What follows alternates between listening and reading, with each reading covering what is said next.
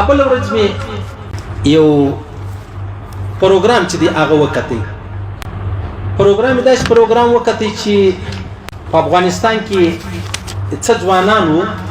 هغه راولاړ سلو مطلب وخپل اخشته مہر چې دی هغه ورمحاب خپل اخشته مہر چې دی هغه ورمحاب ورته ویل چې کمزورې مزدوري کوي هغه ولو چې څه ګټم هغه په کور خورم دلته زما عزت ستا په کور کې دی او ستا م عزت دی نو زما ترتیب نه جوړیږي که په دغه ترتیب د مزدوري په ترتیب نو زه بیا په 15 کال واده نه وکم نو یو ځوان را ولاړ و خپل اخشته ټول مہر چې دی ولور چې دی هغه ور وبخشي پروا نه لري تخلاصي زدا خپل خور و تا ته که ساده جامې وي که څه زما په وسه پراو په دې کې درواده صحیح سو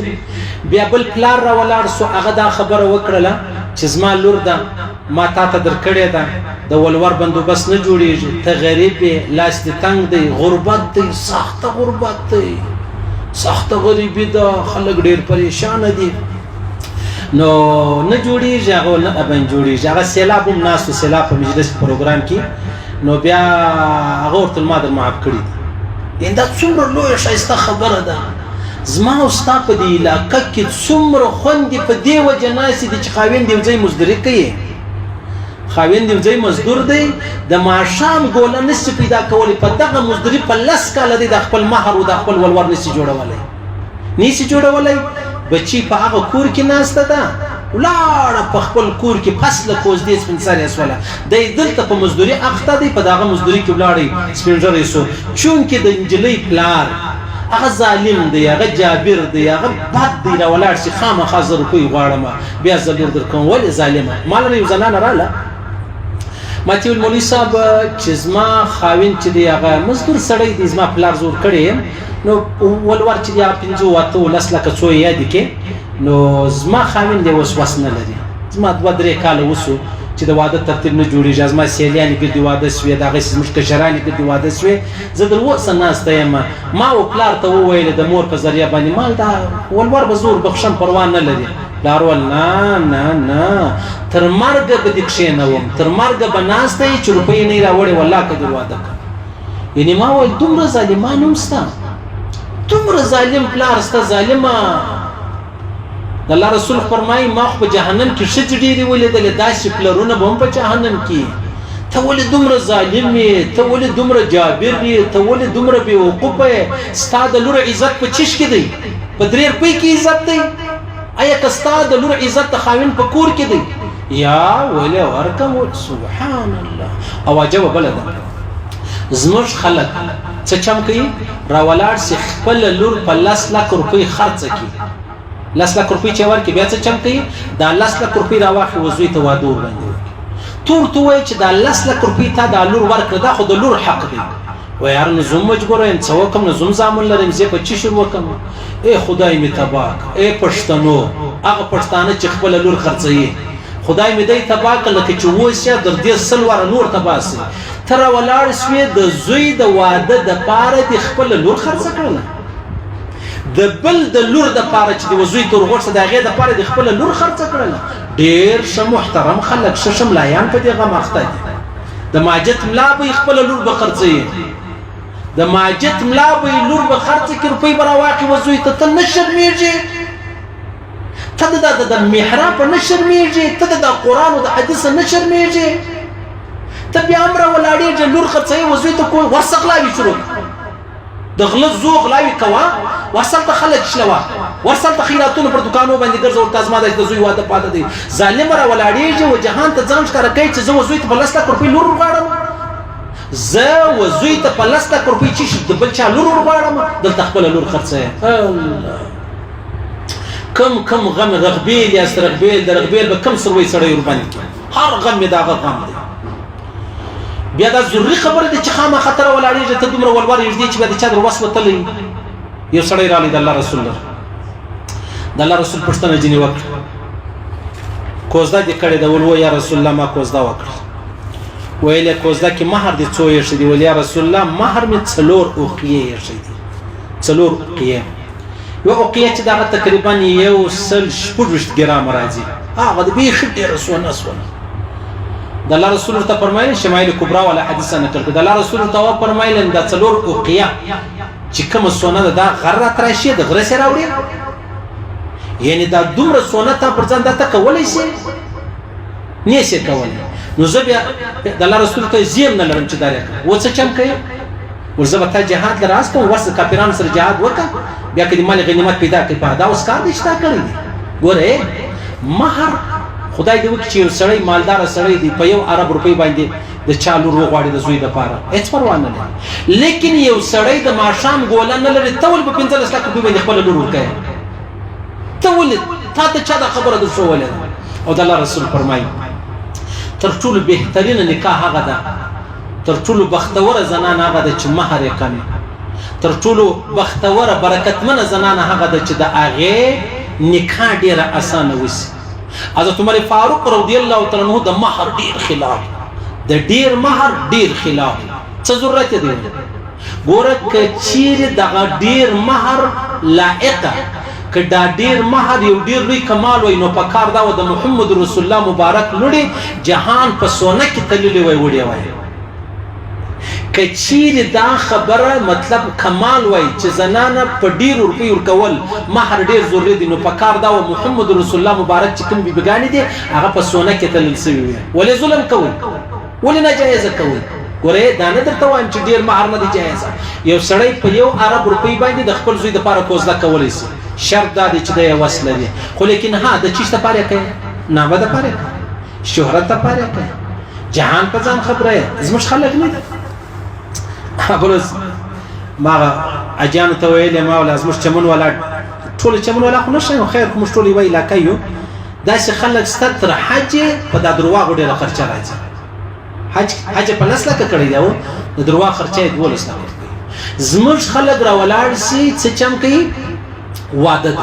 په واده کې وځي را ولاړ سي مطلب 800 کسان راغلي وګورته 15,000 روپۍ ورکړي په خدای قسم کې د الله په خاطر کوي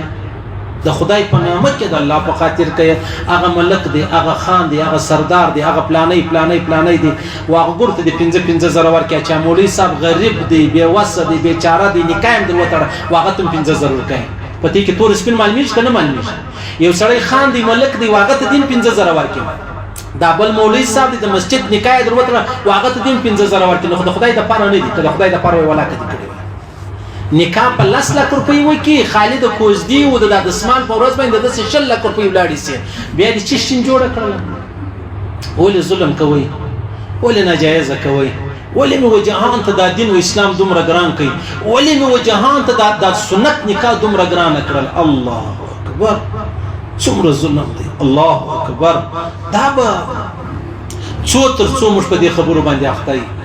څو تر څو موږ و دې خبرو ته آماده یو او څو تر څو دا خبرې چې دی هغه په مشتي کې او بیا څو ډیر کسان ستا د الله رسول فرمایي وای داسې کسان ستا چې واده وکړي مہر وکور والا ته نور کوي د الله په دربار کې تر ټولو لوی ګناه ده چې واده وکړي ژوند د کور والا سره تیر به طلاق که مہر دروسه په نیول کړي دا تر داستا به خډیر ستا دلته د ځوانانو د افغانستان چې دا کم مہر معاف کوي د الله رسول فرمایي کچا د نیکی لار شروع یې په وکړه اوس مثلا ما مسجد جوړ کړي چې مسجد ما جوړ کړي په دې مسجد کې چې هر سړی لمونځ کوي چې داغه ته څو ثواب دی هغه ما ته راکړي زرا ولاد سلام ما یو سکول جوړ کړي ما هسپتال جوړ کړي تا و ما ته وکتل تام سکول او هسپتال جوړ کړي و سو ما ته چې الله څو ثواب راکړي صحیح سو اخذ ما سو استاد چې الله څو ثواب د کی چې ماته د قتل دا کار د شروع کې دا هغه ثواب هم الله ماته راکړي ستا په ثواب کې وزره کمی نه راځي ولې د ازمش خلک د خپل لونی 15 کاله په کورو کې کښنه ولیدي ولې اته کاله کښنه ولیدي ولې الله 10 کاله کښنه ولیدي زهر او خور زهر مړسي د غي مړسي د لوجه د تند مړسي په د لور عزت مخرڅ وای واره ګور مش خوند ته حق نور کوو موږ ولونو ته حق نور کوو بیا را ولاړ شي خرڅ دي کړل ولې د ابو جهل بدوایا ولې د عتبه او د عتیبه او د شیبه بدوایا ظالم تر هغه به ترې هغه لور نه خرڅولې تا خرڅ کړل یو د خرڅ کړل بل حق نه پکې ورکه اشوستي صفه جوړ کړل اوس که زنانه سبا په دروازه کې ودرېدل یو ځای وګرځید بیا څه چم کوي بیا وجنه وجنی او نو خو ډیر دلاور ډیر غیرتمن او ډیر هوښیار ډیر لوی سړی نو لہذا کم څوک چې خپل لونی ورکړي دي الله دې ښه نصیبونه ورکړي الله دې ښه کورونه ورکړي الله دې ښه خوشاله ژوند ورکړي که چیرې د مهر خبره ده ورسه وګوره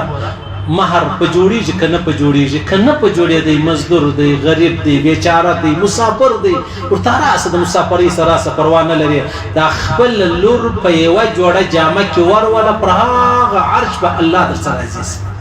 او که ته وایې زه 50 جوړې غواړم پر هغه عرش به الله در سره ناراضه سي او چې څوک الله ناراضه کې بندگان خوشاله کوي هغه بندگان به ورځ الله در سره ناراضه کوي لہذا راولاړ سي اول خلور مخرڅوه کې خرڅې درتا ظالم نستا ترتا بد سړی نستا که پر سجده مړ شو لا درتا ولا که بد سړی نستا که د ماجت مولوی صاحب که تبلیغی که پیر هر څوک چې درتا بد ولا کستا دویمه خبره دا ده بیا چې د لور ورکړله چې کمی روپۍ درکې هغه د لور حق یوه زره دا نه دی څه چې بیا دی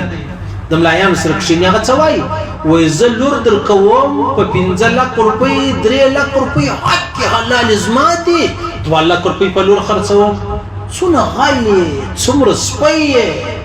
ته نه شرمېږې چې ته لور خرڅوې دا نو دی وایي زه غاړې نه بندوم په دې نه خلاصېږي هېڅوک په دې نه خلاصېږي لہذا اول لور مه خرڅوه چې خرڅ دې کړل روپۍ ګرځي په لور خرڅ صحیح سلو دویمه خبره دا ده که تا لور ورکړې ده اوس د نکاح د مهر او د ولور ترتیب نه برابرېږي ورسه هغو خلکو سره آل وکړه ورته راسئ وروره پروا نه لري که 15 لکه درکړي 50 زره لري 20 زره لري راسئ په دې به زه یو کوچنی واده در جوړ کړم څه د جهان دپاره نومونه کوي د خلکو شاباشونه غواړي او بله خبره دا ده یو سړی چې دی هغه راولاړ سو خپله نکاح چې ده هغه مطلب د خپلې لور نکاح د چا سره وکړو اوس هغه غریبان دي ته مالداره یې راولاړ سه 15 لک روپۍ مهر دی هغه د خپله جانبه ته کې کښېږده ورته زوم ته یې ورکړه اوس نه واده ترتیب جوړ کړه اوس نو ورسه د واده ترتیب جوړ کړه بیا به چیش نه بیا به بې عزتۍ نه د الله رسول فرمایي هر سړی چې خپله لور ورکوي په خپل کف کې ورکوي کف دا معنا ده ستا قوم ستا خاندان ستا وطن ستا نسب ستا ډوډۍ ستا دسترخوان ستا وژه برابر صحیح سلو او دویمه خبره دا ده چې هر لور نکاح واده کوي د خپلو اولیاو دې وکړي بابا و ادې ته د خبره وسپاري مشر ورور ته د خبره وسپاري خپلو مشرانو ته د خبره وسپاري په عزت به ستا نکاح وشي که نه بیا به څه شي بیا به داسې پېښه شي و عزتمنه انجلۍ یو پلارداره انجلۍ یو خاندانه انجلۍ به د ډولزنه سره غورځي ډولزنه دی چې ډولونه وایي چې کله زموږ مشران غلط قدم کښېږدي دریم قدم بیا زما او ستا د خور د لور د هغې قدم ته بیا ګوره داسې پېښه سوې ده چې یو سړی د کور مزدور دی د دې کور خاندان ښځه چې د هغه ورسره ولاړه ولې دا شاته د بابا او د ادې چیش دی قصور دی د بابا او د ادې غلطي ده د بابا او د ادې د غلطۍ سره دا تورې جوړ شو نن ورسه بې عزتۍ سره راګرځوه نو لہذا دغه ځوانان مې ولیدل تر زړه مې دعا ورته ووته مال الله دې وهر چاته د عمر توفیق ورکړي چې یو سړی خپله لور خرڅه نه کړي که بیا ورکړه ولور یې ورکړي هغه ټول په خپله لور خرڅ کړي بیا که چیرې مطلب د ولور وس نه درلودی هغه زوم ته وایي ما در معاف کړی دی هېڅ پروا نه لري چې خدای پاک ستا عزت در خوندي کړي بس ټیک ته د ماښام ګوله خو به لري دا اوس دا ګرانې خبرې ما درته وکړي سختې خبرې م درته وایي ولې سخته خبره ولاکه درته کړې ده هسې که یو څوک زما ذاتي دښمن وي هغه زما ښه خبره پر بدو راړوي نو د دې څه معلومه دا ده چې ته مار یې مار او د مار زهر چې دی هغه ډېر بد دی صحیح سلو نو بس الله رب العزت دې زموږ لوڼې زموږ خویندې زموږ بچیان د هر چا په کور کې زموږ بچیان نارینه داسې ښایسته کورونه داسې عزتمن کورونه داسې خاندانه کورونه ونصیب کړي چې هر کور تر قیامته بیا خوشحاله یې هر کور بیا تر قیامته پورې په خندا یې تاسو وګورئ عزیزانو زموږ د غلط اقدام د غلطۍ د وجې چی شوسي ښځه د خپل خاوند سره په تعویزه گزاره کوي په تعویزه د خپل خاوند سره ژوند برابر کړی دی که یو سړی دی یا یوه ښځه ده د پردي ښځې سره یا د پردي نارینه سره تعلق دی بغیر تعویزه ښه ژوند سره تېروي دلته په نکاح کې الله د الله رسول فرمایي د ټولو انبیاو سنت دی دلته د انبیاو سنت ما ته په تعویزه راوګرځوئ هر زنانه دا وایي ما ته تعویز راکړه زما خاوند زما سره ښه نه کوي هېڅ یو سړي تر نن دا نه وایي چې دا فلانۍ ښځه د نامحرمه د پردۍ ده ته یې تعویز راکړه چې زما تعلق ورسره جوړ شي هېڅ یوې زنانې نه دي وایي چې د پردي سړي سره زما تعلق دی ته یې تعویز راکړه دلته حلاله نکاح په تعویزه سره راګرځوو هلته حرام موږ بغیر تعویزو راګرځولي دي خو چونکې زموږ غلط قدمونه دي د غلط قدمه څخه ما بعد نتیجه یې هم غلط دی خیر الله دې ویل اورېدل قبول منظور وګرځوي الله دې خپل احکامات د جناب نبی کریم مبارک صلی الله علیه وسلم طریقې را نصیب کړي الله دې پر دې تور مستمر راکړي چې موږ مرو دا وای لا اله الا الله محمد رسول